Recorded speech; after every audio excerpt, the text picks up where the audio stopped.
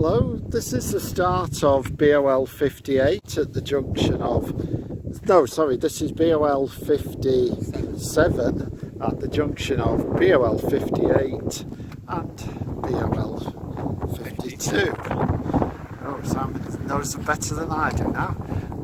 As the plaque in the wall suggests, this is going to take us through a property called Hampson's Farm, but I think there's more than one dwelling here now. Does Hampson's Farm belong to somebody called Hampson? Well, it would have done originally, Simon. Whether or not the Hampson family have retained any interest in the property, I do not know. And nice view across to Manchester there.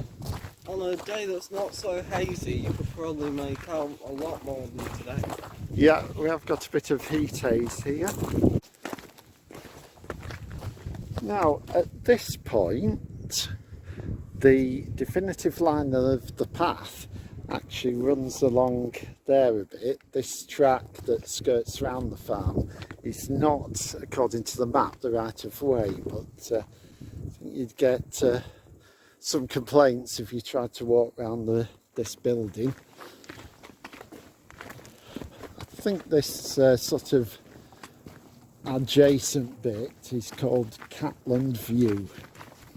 Yeah, big sweep of the Southern Pennines here. Knoll Hill in Rochdale over there. Going on to the hills of Derbyshire behind Manchester. Splendid. And on a good day you could probably start making out the hills of Wales in this direction, but no, it's a bit too hazy today.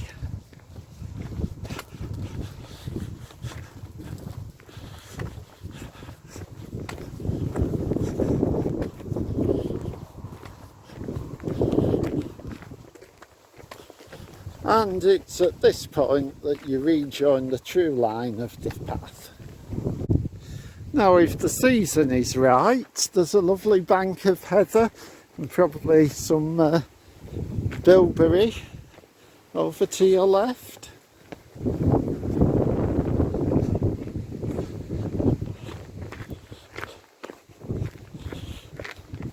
And the track then takes a swing to the left to pass behind the nice old stone cottages of Collier's Row.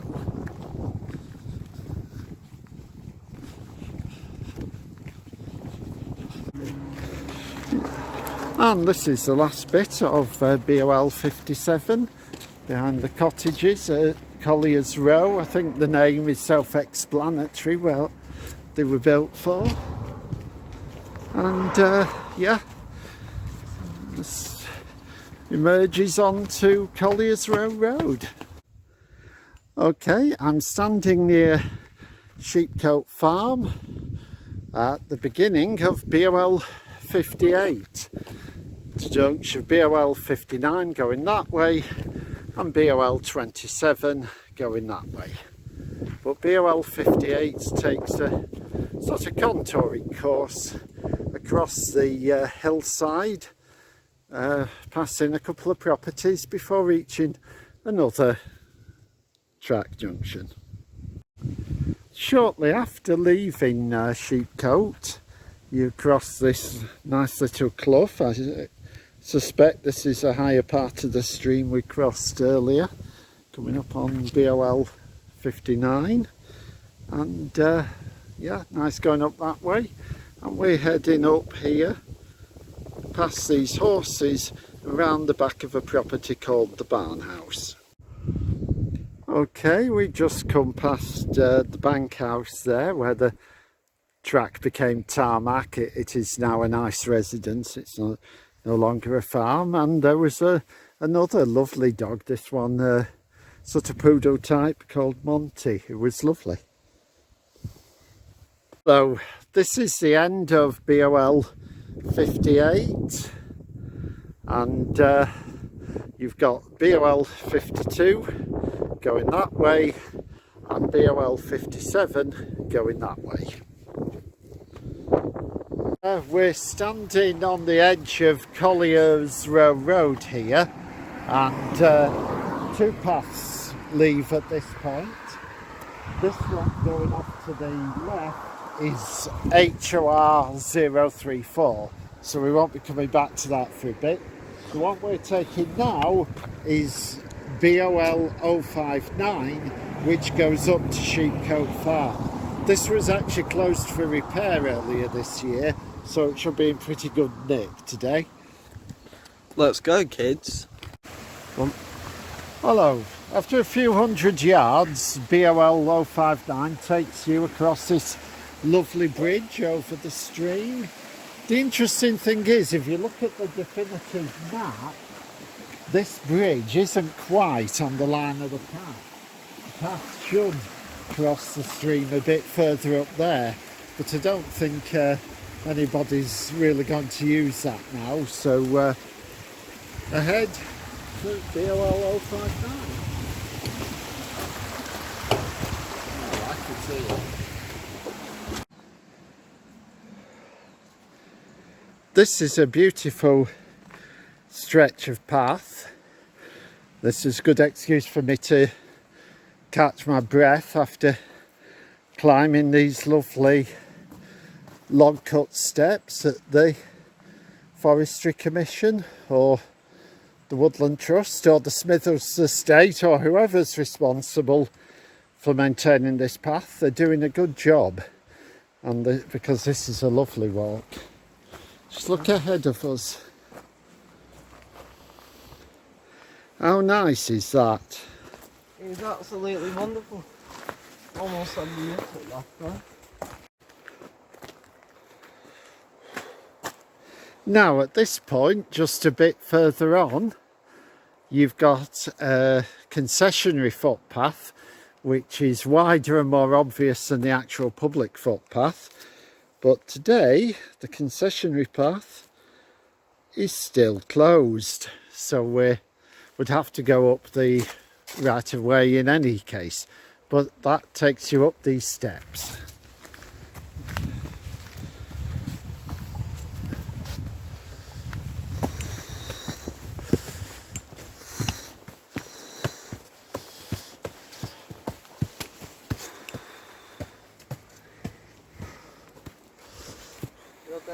Yeah. Now,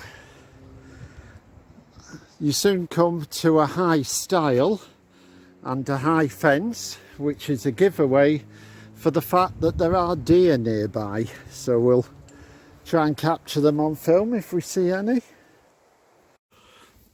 Yeah. Eventually, you emerge out of the young woodland onto open grassland. With Winter Hill just off to your left, and dead ahead, Sheepcote Farm.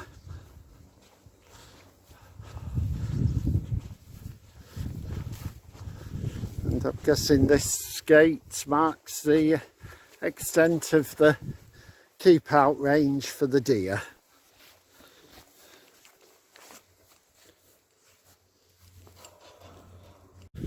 Okay, these are the last few yards of BOL 59, and if you've seen some of our earlier videos, you'll realise that we've been here before, because that, if memory serves me rightly, is BOL 27. Have a look up at the top of the screen if I've got that wrong, but over here is BOL 58.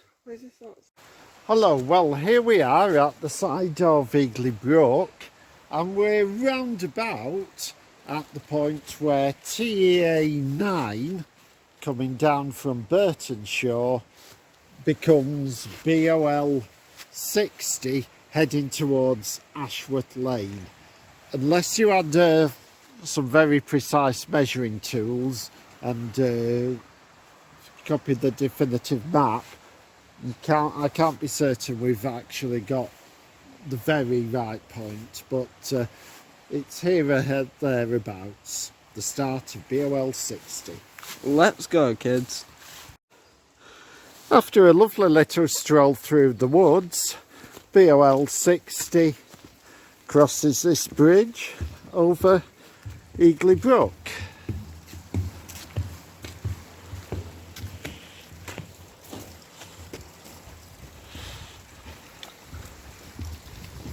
When you get to the end of the bridge, BOL 503 turns to your right, but BOL 60 carries on along the other side of the brook, but in the same direction.